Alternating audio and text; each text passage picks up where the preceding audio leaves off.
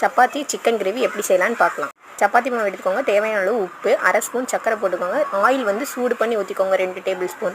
இப்போ தண்ணி ஊற்றி நல்லா சாஃப்டாக பிசைச்சிக்கலாம். சிக்கன் கிரேவிக்கு நாங்கள் குக்கர் எடுத்துருக்கோம். குக்கரில் ஆயில் போட்டுக்கோங்க.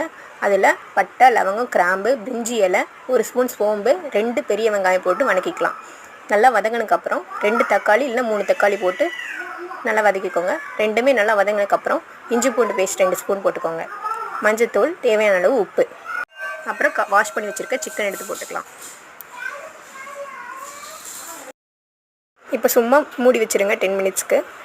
10 மினிட்ஸ்க்கு அப்புறம் பச்சை மிளகா, கருவேப்பிலை போட்டுக்கலாம். அப்புறம் வீட்லேயே நாங்கள் ரெடி பண்ண குழம்பு மிளகாய் தூள் 2 ஸ்பூன், 1 ஸ்பூன் கொத்தமல்லி தூள், பெப்பர் அரை ஸ்பூன், தேவையான அளவு தண்ணி ஊற்றி மூடி போட்டுருங்க. ஒரு 5 விசில் விட்டுக்கோங்க.